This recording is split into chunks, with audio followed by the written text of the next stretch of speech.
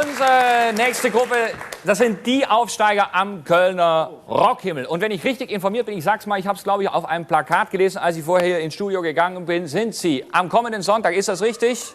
Ja, im Müngersdorfer Stadion, der erste große Auftritt im Vorprogramm der Simple Minds mit dem Titel, stimmt das? Es ist nicht der erste, es ist schon der mehrere große. Ja, praktisch nur noch große Auftritte. Ja, also, hier sind Brings.